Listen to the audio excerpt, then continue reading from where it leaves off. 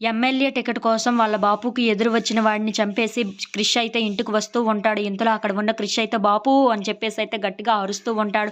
ఆ మాటలు వినగానే ఇంట్లో ఉన్న వాళ్ళందరూ అయితే అక్కడికి వస్తూ ఉంటారు. ఇంతలో అక్కడ ఉన్న సత్య అయితే క్రిష్‌ని చూసి ఒక్కసారిగా షాక్ అయిపోతూ ఉంటుంది.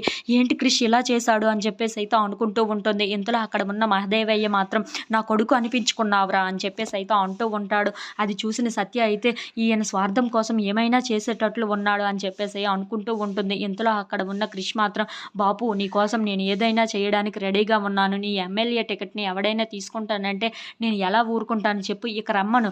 మీడియా ముందుకి ఎలా వస్తాడో నేను చూస్తాను. వాడిని ఇంక లేపేశాను. నువ్వు ఇక ప్రశాంతంగా ఉండొచ్చు. నువ్వే ఆ ఎమ్మెల్యేగా జరుగుతావు అని చెప్పేసి అయితే అంటూ ఉంటాడు. ఆ మాటలు వినగానే అక్కడ ఉన్న మహదేవయ్య అయితే ఇప్పుడురా నా కొడుకు అనిపించావు అని చెప్పేసి అయితే అక్కడ ఉన్న క్రిష్‌ని పొగుడుతూ ఉంటాడు. అది చూసిన సత్య మాత్రం ఈయన స్వార్థం కోసం ఎంత చేయడానికైనా దిగజారుతాడు అని చెప్పేసి అయితే అనుకుంటూ ఉంటుంది.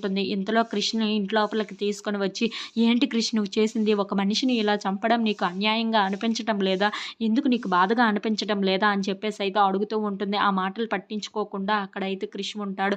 ఇంతలో అక్కడ ఉన్న సత్య మాత్రం ఏంటి క్రిష్ మీ నాన్న తన స్వార్థం కోసం నిన్ను ఒక పాములా వాడుకుంటున్నాడు అని చెప్పేసి అయితే అంటూ ఉంటుంది. ఆ మాటలు వినగానే అక్కడ ఉన్న క్రిష్ అయితే చాలా కోపంగా వచ్చేసి సత్య నువ్వు మర్యాదగా ఉండు అని చెప్పేసి అయితే తన గొంతును పట్టుకుంటూ ఉంటాడు. ఇంతలో అది చూసిన సత్య అయితే ఒక్కసారిగా షాక్ అయిపోయి క్రిష్ వైపు చూస్తూ ఉండిపోతుంది. If you like this video please like, share and subscribe.